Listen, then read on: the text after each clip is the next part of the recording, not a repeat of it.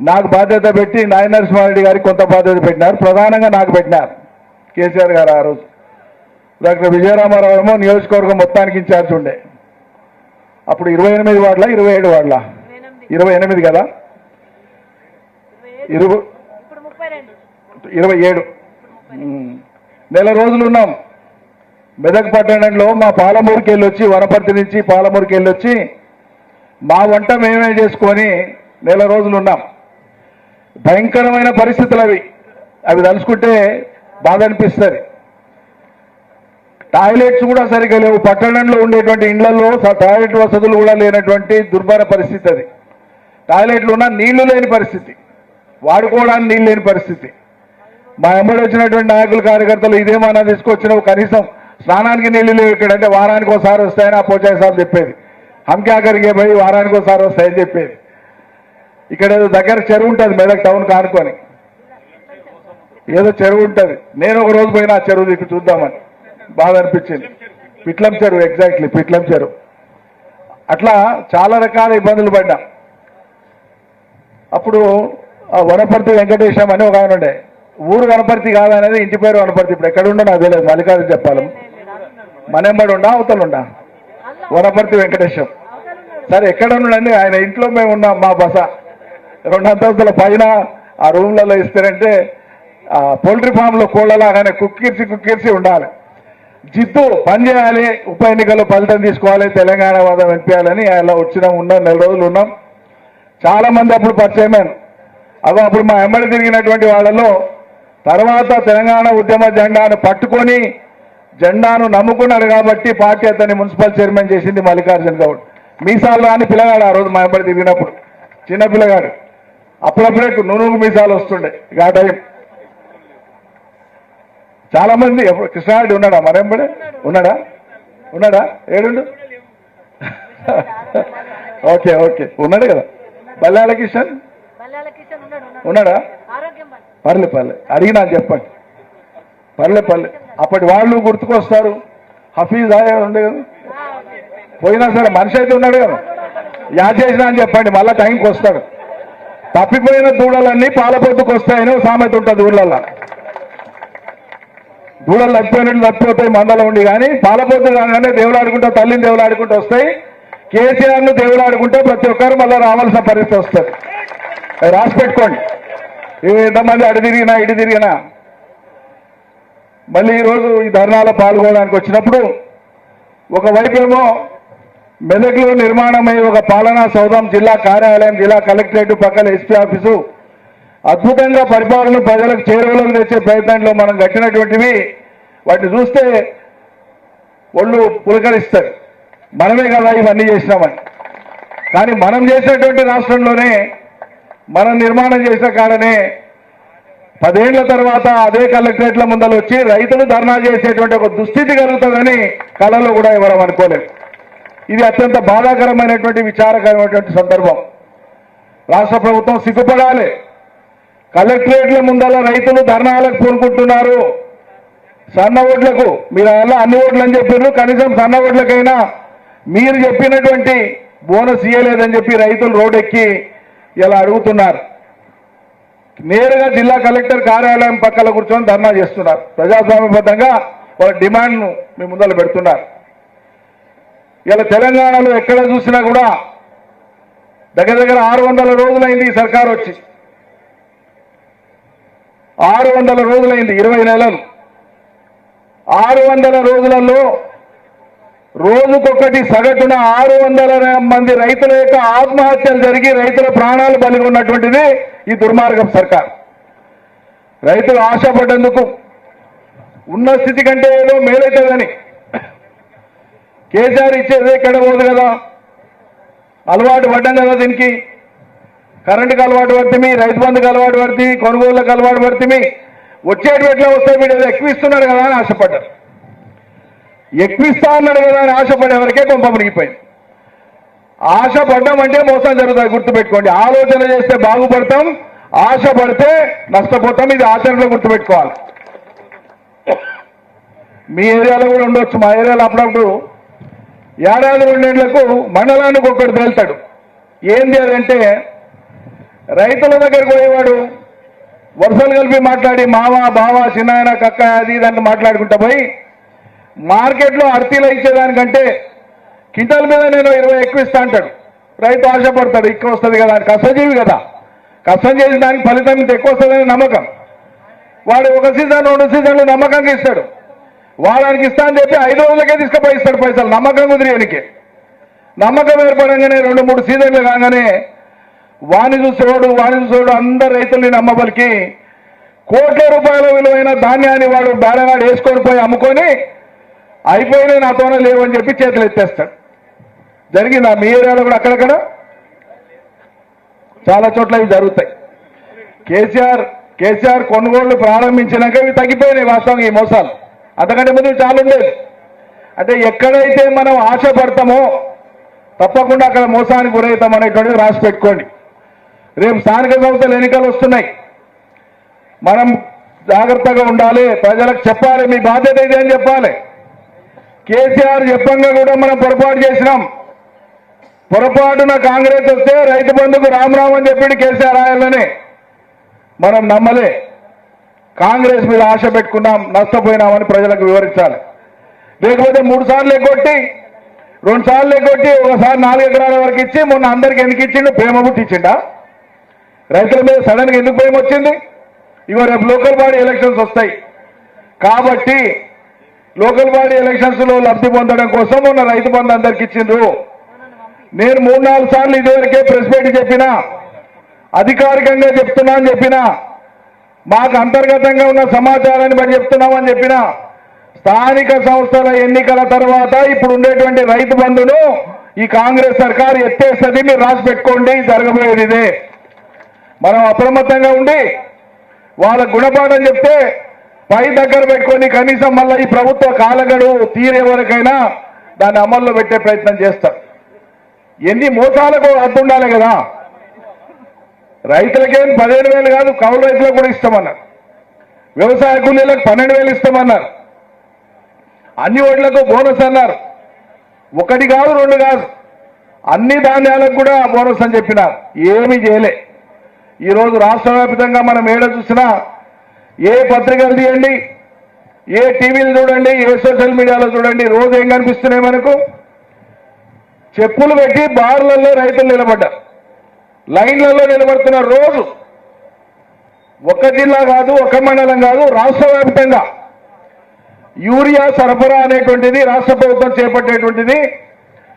ట్రేడర్లతో పాటు, అధీకృత డీలర్లతో పాటు, షాపులు ఉన్న వాళ్లతో పాటు, సింగిల్ విండో ఆఫీసులతో పాటు మార్కెట్ ద్వారా కావచ్చు, వ్యవసాయ శాఖ ద్వారా కావచ్చు, కలిపి ఎరువుల బస్తాలు సరఫరా చేసేటువంటి విధానంలో దగ్గర రాష్ట్రంలో 9,000 సేల్స్ కౌంటర్స్ ఉంటాయి. మొత్తం 1 కాదు 2 కాదు, ఎక్కడో ఒక తోడ్ల జర లారీలు లేట్ అయినందుకు ఆలస్యమైందంటే అర్థం చేసుకోవచ్చు. ప్రతి జిల్లాలో ప్రతి మండలంలో కూడా ఎలా యూరియా దొరకనటువంటి పరిస్థితి. రైతులు రోడ్డు ఎక్కినారు, ఆందోళన చేస్తున్నారు, చెప్పులు పెట్టినారు, లైన్లలో పాస్బుక్లు పెట్టినారు, రాళ్లు పెట్టినారు, గంటల తరబడి రోజుల తరబడి ఎదురుస్తున్నారు. పోలీసులను బట్టి సరఫరా చేయండి అని ముఖ్యమంత్రి చెప్తాడు. వ్యవసాయ శాఖ మంత్రి ఏమో చాలా సమస్య ముదిరినాక, ప్రారంభంలో దాని మీదేం శ్రద్ధ చూపకుండా సమస్య ముదిరినాక ఢిల్లీకి పోయి 2 మంత్రులు కలిసి ఒక కాగితం ఇచ్చి ఫోటో దిగి చేతులు చూపుకున్నారు. ఈరోజు అవసరమైనటువంటి ఇదే ఈరోజు దొరకదు. కిరాణముల పై తీసుకొచ్చే వస్తువు కాదది. 6 నెలల ముందే కేంద్ర ప్రభుత్వం దగ్గర మాట్లాడుకొని అలాట్మెంట్ చేసుకున్నటువంటి అలాట్మెంట్ సరఫరా సరిగ్గా జరిగేటట్లు చర్యలు తీసుకోవాలి. ఇది నిరంతరం వ్యవసాయ మంత్రి అధికారులు బుగుల మీద పనిచేస్తే జరిగేటువంటి పని. అది కేసీఆర్ మాతోనే చేపించిండు కాబట్టి 10 ఏళ్లలో లైన్లలో చెప్పులు పెట్టే దుస్థితి రాలే. బుగులు లేదు, ఎవరికేం బుగులు లేదు. వ్యవసాయం అంటే పట్టదు. అరే నీళ్లు పెట్టుకొని మీరు మాట్లాడుతుంటే నాకు ఆశ్చర్యం అనిపిస్తుంది. మనోళ్ళు నీళ్లు పెట్టుకొని నీళ్లు రైతుల పొలాలు లేకుండా ఏం చేస్తారు నాకు అర్థం కాదు. రాష్ట్ర వ్యాప్తంగా ఇదే పరిస్థితి. మా దగ్గర శ్రీశైలం నిండింది, నాగార్జున నిండింది, పులిచింతల నిండింది, కృష్ణా బ్యారేజ్ నిండింది, సముద్రంలో పోతూనే ఉన్నాయి నీళ్ళు. 2 నెలల నుంచి కృష్ణా నీళ్లు సముద్రం పోతున్నాయి. గోదావరి నీళ్లు సముద్రంలోకి పోతున్నాయి. గోదావరి మీద ఆధారపడ్డటువంటి ప్రాంతాలకు నీళ్ళు ఇయ్యరు, కృష్ణ మీద ఆధారపడ్డ ప్రాంతాలకు నీళ్ళు ఇయ్యరు. ఉన్న నీళ్ళని ఇచ్చేటువంటి తెలివి లేనటువంటి సర్కారు ఇది ఎట్లా రైతుల సర్కారు అవుతుంది, ఎట్లా రైతులను పట్టించుకుంటుంది. కాబట్టి ప్రజలకు మనం చెప్పాలి, ఇప్పుడు అయ్యా మళ్ళా మీరు చిన్న పొరపాటు చేసినా చూసినా నేను ఏమి చెప్పినా ప్రజలు నానబడి ఉన్నారని వాడు మిద్దెలెక్కి చెంగ ఎగురులాడతాడు. ఇప్పుడే ఎగురులాడుతుంటే పట్టుకోలేకపోతున్నాం, మళ్ళీ తర్వాత దీన్ని భరించలేమని చెప్పాలి. అసలే ఎగిరేదంటే కళ్ళు దాగితే ఇంకేదో ఎగురుతుందో చూడు, అట్లా ఉంది పరిస్థితి అని చెప్పాలి. చెప్పకపోతే మనకు తప్పవుతుంది, పాటించకపోతే ప్రజలకు తప్పవుతుంది. మనం ముందే హెచ్చరించాలి, ఉన్న ప్రమాదం ఏందో జనానికి చెప్పాలి, దాంట్లో ఉండే ఇబ్బంది ఏందో జనానికి అర్థమైతే చెప్పాలి. ప్రజలను ఎప్పుడు తప్పడానికి లేదు. ఆశాజీవులు వాళ్ళు చేసే కష్టానికి ఇంత మేలు కావాలి, ఇంత ఫలితం రావాలి, జర కైగా బతకాలి, వసతులు తీరాలని ఆశిస్తారు ప్రజలు. అవి చేస్తామని చెప్పి చేయకుండా ఉండేటువంటి ఈ తీరు ఏదైతే ఉందో ఉదాహరణలతో పాటు మనం చెప్పాల్సి వస్తుంది. ఎంత తాపత్రయపడ్డాం మనం. నేను మీ ప్రాంతం కోవిడ్ సమయంలో నర్సాపూర్ నియోజకవర్గం వచ్చిపోయినప్పుడు మదన్ రెడ్డి గారు ఎమ్మెల్యే ఉంది.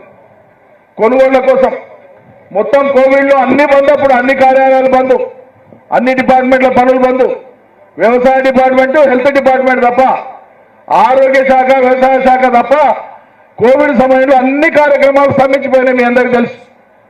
కానీ రైతులు మనోనిబ్బరం దెబ్బతినకూడదు, వాళ్లకు వాళ్ళ ఆత్మవిశ్వాసం దెబ్బతినకూడదని కోవిడ్ సమయంలో సెక్యూరిటీ వాళ్ళు కూడా లేని పరిస్థితి. ఎందుకంటే వాళ్ళని మనమే అవాయిడ్ చేసినాం. మనుషులు వీలైనంత తక్కువ ఉండాలి.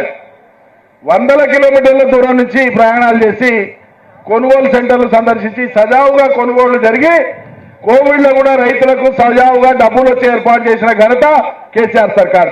అంత మనసు పెట్టేసి నీళ్లు వానలు పడ్డాయంటే, పైనుంచి నీళ్లు వస్తున్నాయంటే కింద అందరినీ అలర్ట్ చేసేసేది.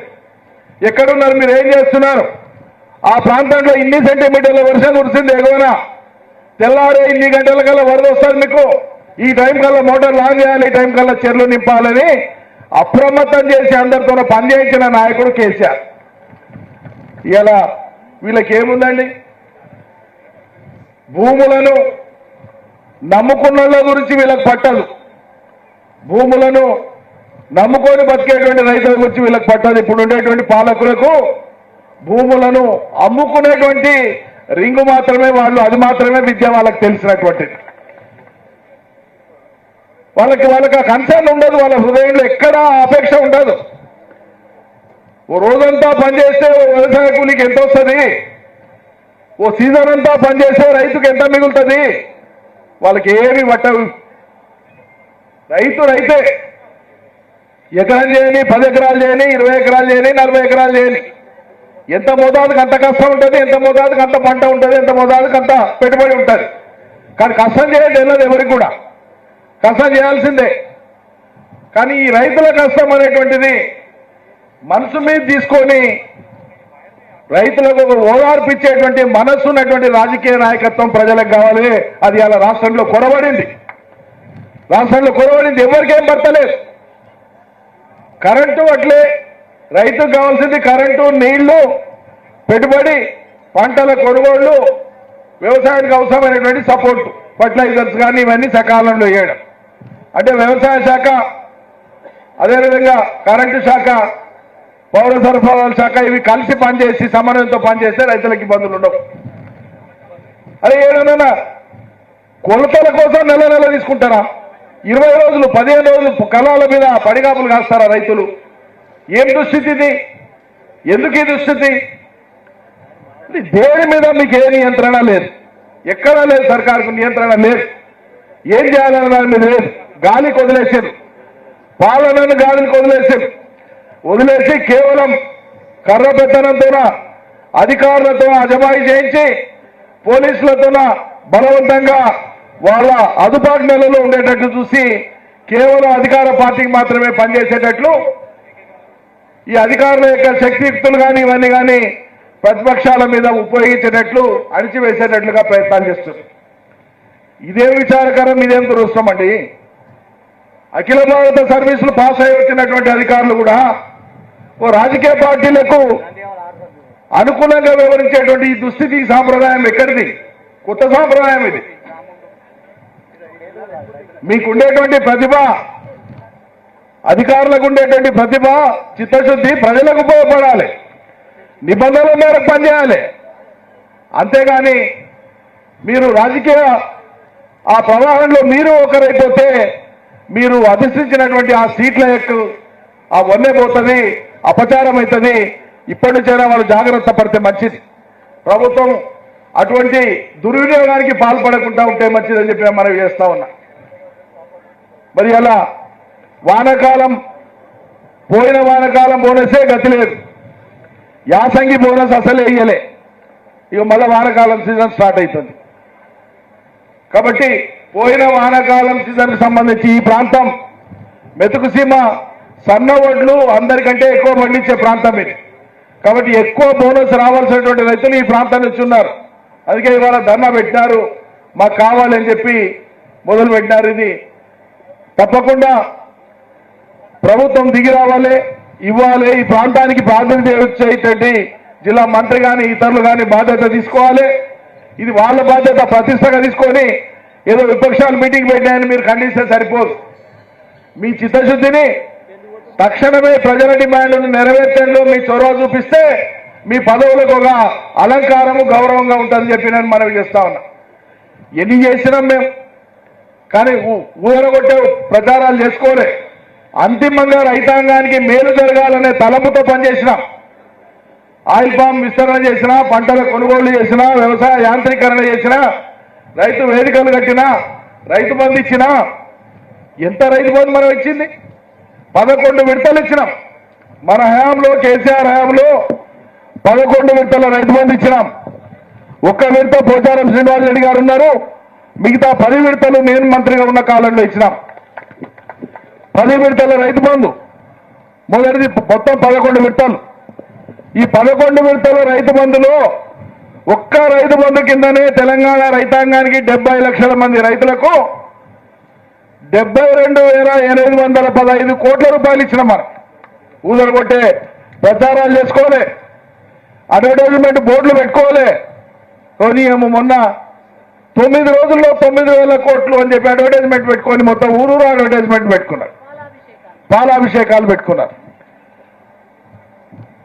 రుణమాఫీ మీరు చెప్పింది 49,000 కోట్ల రూపాయలు రుణమాఫీ చేస్తామని చెప్పారు. బడ్జెట్ లో 36,000 కోట్ల రూపాయలు పెట్టారు. అంతిమంగా చేసింది 21,000 కోట్ల రూపాయలు. దానికి ఏమంటాడు, భారతదేశంలో ఎవరు చేయనంత రుణమాఫీ నేను చేసిన అంటాడు.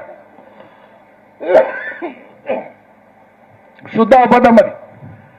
కేసీఆర్ చేసిన రుణమాఫీ 28,000 కోట్లు. కేసీఆర్ ఏం చేసింది కనిపించదా? నువ్వు చెప్పింది 49,000 కోట్లు, పెట్టింది 31,000 కోట్లు బడ్జెట్లో, ఇచ్చింది 21,000 కోట్లు. అంటే సగానికి సగం కూడా ఇయ్యలే. సమావేశం జరుగుతున్నాయి కానీ అనేక మంది రైతులు, సొసైటీల వాళ్ళు వచ్చి రుణమాఫీ కాని వివరాలని ఇక్కడ ఇచ్చిపోయినారు. ఇందాకే మనం ప్రచారం చేసుకోలే.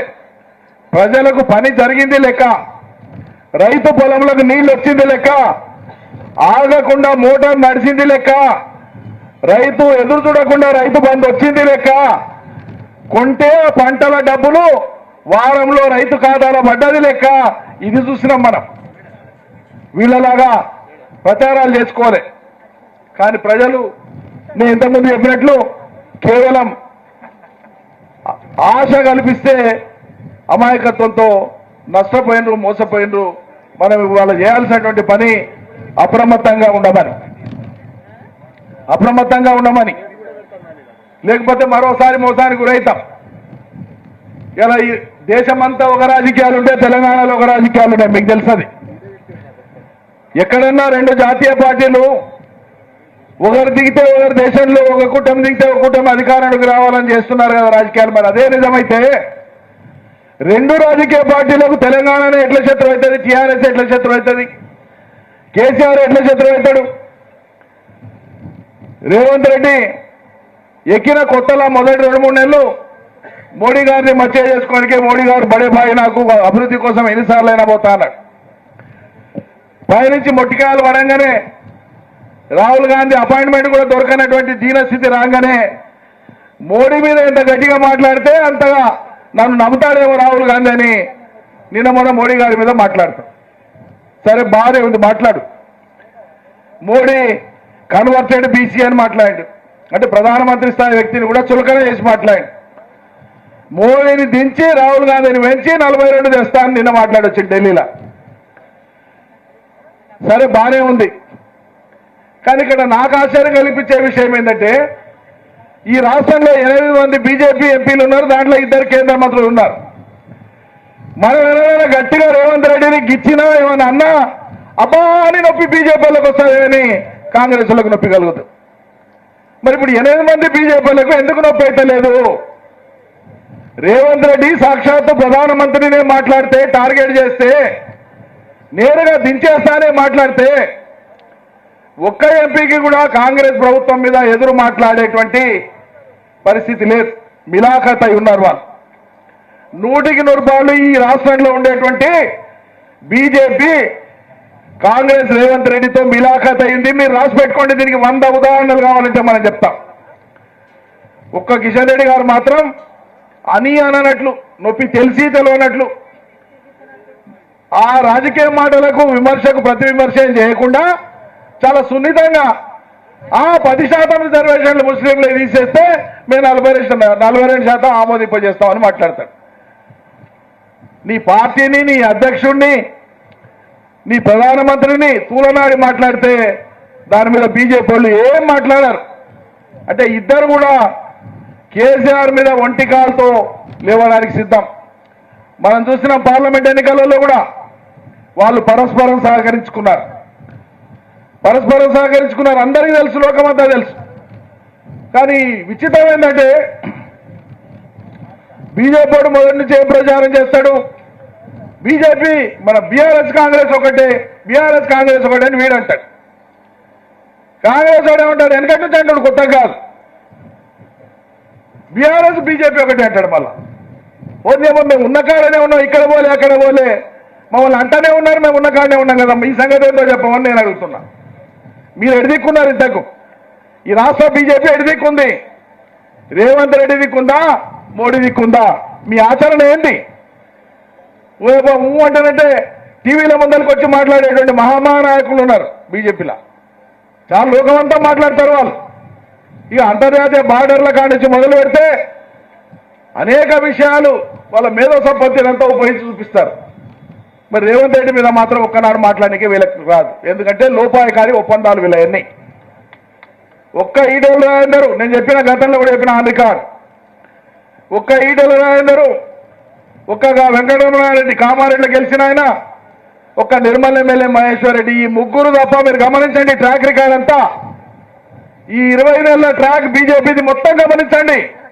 ఈ ముగ్గురు తప్ప మిగతా వాళ్ళు ఎవరు కూడా కాంగ్రెస్ కు నొప్పి తగలకుండా కాపాడేటువంటి ప్రయత్నంలో ఉన్నారు. కాంగ్రెస్ ను మనం గట్టిగా విమర్శిస్తే మన బండి సంజయ్ అంటాడు, ముఖ్యమంత్రి అంట మాట మాట్లాడతావా అని.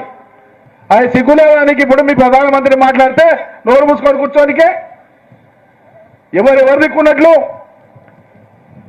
ఇవాళ రాష్ట్రంలో కూడా రైతులకు ఇన్ని కష్టాలు వస్తే, బోనస్ లేకున్నా, కరెంటు లేకున్నా, నీళ్లు ఇవ్వకున్నా, పంటల కొనుగోళ్లలో తీవ్రమైనటువంటి జాప్యం జరిగి రైతులకు నష్టం జరిగినా బీజేపీ ఎన్నడూ మాట్లాడలే, ఎన్నడూ ఆందోళనకు దిగలే, రైతుల పక్షాన్ని నిలవలే. వాళ్ళకి రైతుల మీద ప్రేమ లేదు. అది పక్కా వ్యాపారస్తుల పార్టీ, అది రైతాంగ పార్టీ కాదు. కేవలం ప్రజల యొక్క మంచితనాన్ని, అమాయకత్వాన్ని వాడుకొని మతం పేరిట ఎన్నికల లబ్ధి పొందడం తప్ప ప్రజలకు మేలు జరగాలనేటువంటి సంకల్పం వాళ్ళకి లేదు. ఉంటే వాళ్ళు ప్రకటించినటువంటిది ఎన్ఆర్జీఎస్ పథకాన్ని, ఉపాధి హామీ పథకాన్ని మేము వ్యవసాయానికి అనుసంధానం చేస్తామని 2014లో మోడీ గారు చెప్పారు. ఇవాళటి వరకు అమలు కాలే. వ్యవసాయం సంక్షోభంలోకి పోతుంది, మనుషులు లేక, పనులు చేసేవాళ్ళు లేక. 61 ఏళ్లు నిండినటువంటి చిన్నకారు రైతులకు మేము పెన్షన్ ఇస్తామని చెప్పిండు సాక్షాత్ మోడీ గారు చెప్పిండ్రు. వాళ్ళ ఎన్నికల ప్రణాళికలో పెట్టిండ్రు. 14లో 19లో ఎన్నికల ప్రణాళికలు పెట్టిండ్రు. ఆ 2 ఎన్నికలు అయిపోయినాయి, మూడో ఎన్నిక అయిపోయి మూడోసారి కూడా ప్రధానమంత్రి అయిండు మోడీ గారు. బీజేపీ అధికారంలోకి వచ్చింది, చెయ్యలేదు. అదేవిధంగా పంటల ఇన్సూరెన్స్ సంబంధించి ఒక జాతీయ విధాన పాలసీ తీసుకొస్తామని చెప్పి మనం 2025లో ఉన్నాం. 2022 నాటికే, అంటే గడిచిన 3 ఏళ్ల క్రితం వరకే ఈ దేశంలో ఉండేటువంటి రైతుల యొక్క ఆదాయాన్ని 2 చేస్తామని నమ్మబలికారు.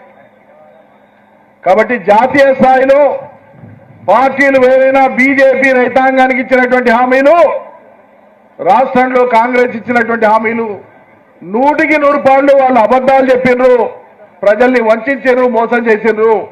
అందుకే వాళ్ళకు మోసంలో సారూప్యత ఉంది, ఏకత్వం ఉంది. కాబట్టి ఇలా తెలంగాణలో ప్రజలు చేస్తున్నటువంటి, రైతులు చేస్తున్నటువంటి ఆందోళనలకు మద్దతుగా ఎక్కడ బీజేపీ కనిపించదు. ఇది నేను చెప్పదలుచుకున్నటువంటి అంశం. కాబట్టి మనకేం భ్రమలు ఉండాల్సిన అవసరం లేదు. ప్రజలు మన వెంబడి ఉన్నారు. తమ్మి కూర్చోసేసి, ప్రజలు మన వెంబడి ఉన్నారు. వాళ్ళు కోరుకుంటున్నారు ఒకటే, ఏదో అయింది అయిపోయింది, పొరపాటు అయిపోయింది, ఇట్లా అవుతుంది అనుకోలే, మీరు అలగకండి, జనం మా వెంబడి గట్టిగా ఉండండి అని చెప్పి జనం అడుగుతున్నారు. మనం జనం వెంబడి గట్టిగా ఉండాలి, అంతే జరగాల్సింది అదే. నువ్వంతా కొట్లాడుతుంటే అప్పుడు కాలేజ్ వేసి, నేను నాకంటే జూనియర్ మా కాలేజ్లో, ఆయన నాకంటే సీనియర్. మేమిద్దరం వేరే వేరే సంఘాలలో ఉంటుంది. దేవేంద్ర అన్నను మేము మా సంఘం వాళ్ళు 1-2 సార్లు కొట్టిండ్రు పాపం, ఎప్పుడో మర్చిపోయిలే. కానీ తర్వాత దోస్తులమైనాం, ఉడుకు రక్తం కదా యువకులం. అప్పుడు ఈయన కొత్త కాలేజీకి వచ్చినప్పుడు నేనే బెదిరించిన. కానీ తీరా చూస్తే 3 ఏళ్ళు దాటినాక చూస్తే ఆర్ట్స్ కాలేజ్ ప్రెసిడెంట్ అయిపోయాడు మనోడు. Osman university arts college president అయిపోయాడు, తర్వాత ఎమ్మెల్యే కూడా. ఎందుకు చెప్తుంది ఈ మాట అంటే, గుర్తు చేసుకొని నీళ్లు దేనికే, పోరాటం దేనికే, అందరూ పోయి నీళ్లు తీసుకురండి, రైతాంగానికి ఇవ్వండి, సర్కారు ఎట్లా ఇయ్యదని చెప్పనికే చెప్తున్నా. సునీతక్కనే అంత గట్టిగా చెప్పినారు. ఇప్పుడు పోదాం తెద్దాం అని చెప్పి తీసుకొద్దామని. కాబట్టి మీ అందరితో నేను చేసేటువంటి మనవి ఒకటే, ఇవాళ రైతుల ఆత్మహత్యలైనా ఈ సర్కారుకు పడతలేదు. ఎంత సున్నితత్వం ఉండాలి. ఉమ్మడి రాష్ట్రంలో రైతులు పడ్డటువంటి కష్టాలను చూసి తట్టుకోలేకనే తెలంగాణ ఒక ప్రత్యేక రాష్ట్రం అయితే తప్ప నిష్కృతి లేదని ఆయన కేసీఆర్ ముందరికి వచ్చాడు. కోరి కష్టాలు తెచ్చుకొని ప్రభుత్వాలకు వ్యతిరేకంగా, సమైక్య రాష్ట్ర ప్రభుత్వాలకు వ్యతిరేకంగా తెలంగాణ బీదబిక్కి జనాన్ని కూడగట్టి ఒక శక్తిగా రూపం చేసి తెలంగాణ సాధించాడు. ఇది ఒక చారిత్రకమైనటువంటి విజయం, మామూలుది కాదది. ఎన్ని ప్రబల శక్తులు, ఎంత బలమైన శక్తులు తెలంగాణను వ్యతిరేకించినాయి. కానీ తన యొక్క ప్రజ్ఞతోన, వ్యూహంతోన అద్భుతంగా తెలంగాణను సాధించి 10 ఏళ్లు అద్భుతంగా భారతదేశంలో నంబర్ 1 రాష్ట్రంగా నిలబెట్టింది తెలంగాణ. కొత్త ప్రాజెక్టులు కట్టి, పాత ప్రాజెక్టులు పూర్తి చేసి, రైతులకు సానుకూలమైనటువంటి ఎన్నో విధానాలు తీసుకొని వచ్చి, అరే భారతదేశంలో కాదు ప్రపంచవ్యాప్తంగా రైతుల కోసం ఈ శతాబ్దంలో, అంటే 100 ఏళ్ల కాలంలో వచ్చినటువంటి గొప్ప పథకాలలో రైతు బంధు, రైతు బీమా అనేటువంటి ఉన్నాయని ఐక్యరాజ్య సమితి చెప్పిందా బాబు. ఇంత ఉన్నతంగా ఆలోచించాడు, గొప్పగా రైతాంగాన్ని కడుపులో పెట్టుకొని చూసుకున్నాడు. కానీ ఎక్కువ ఇస్తామనే వరకు నమ్మి మనం ఆశపోయి మరి అలా మోసపోయినాం. ఈ మోసం నుంచి బయటపడాలంటే దాని పరిష్కారం ఒకటి రైతాంగం సంఘటితం కావాలి. 2 రేపు స్థానిక సంస్థల ఎన్నికలలో ప్రజలు స్పష్టమైనటువంటి ఈ ప్రభుత్వానికి వ్యతిరేకమైనటువంటి తీర్పు ఇవ్వాలి. దీనికి ప్రజల్ని సన్నద్ధం చేయవలసిందిగా కోరుతూ రైతులంతా కూడా ఒకటి కావాలని. సర్పంచుల బిల్లుల సర్పంచులు పాపం ఆత్మహత్యలు చేసుకుంటున్నారు. కోర్టుకు పోయినరు, కోర్టు నుంచి డైరెక్షన్ తెచ్చిండ్రు, ఎన్ని చేయాలో అని చేస్తుండ్రు. ఏం పట్టదు, అది ఏం పట్టదు. ఏ ఒక్క పని చేయకుండా 2 లక్షల కోట్ల అప్పులు చేసి ఇలా రాష్ట్రంలో వాళ్ళకు నచ్చినటువంటి విధంగా బిల్లులు పే చేస్తున్నారు. కాబట్టి ఈ స్థితిని దృష్టిలో పెట్టుకొని మీరందరూ మళ్ళొకసారి కార్యోన్ముఖులు కావాలని చెప్పి, రైతులందరూ కూడా సంఘటితం కావాలని చెప్పి కోరుకుంటూ మీ అందరి దగ్గర సెలవు తీసుకుంటాను. జై తెలంగాణ. నిరంజన్ అన్న గారికి ధన్యవాదాలు. చాలా వివరంగా కేంద్ర ప్రభుత్వం, రాష్ట్ర ప్రభుత్వం దోబూచులాడుతున్న విషయాన్ని మా రైతాంగాన్ని వివరించినందుకు, రాబోయే కాలంలో ఈ ఉద్యమాన్ని ఉధృతం చేస్తామని చెప్పినందుకు మరి వారికి ధన్యవాదాలు తెలియజేస్తూ ఇప్పుడు కొంతమంది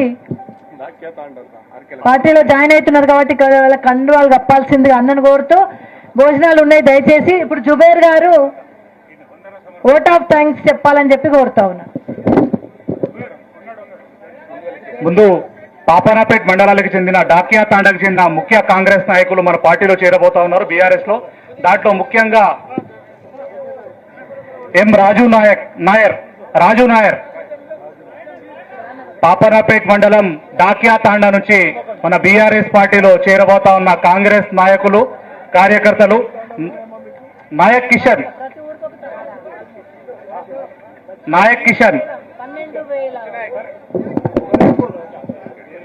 విఠల్ నాయక్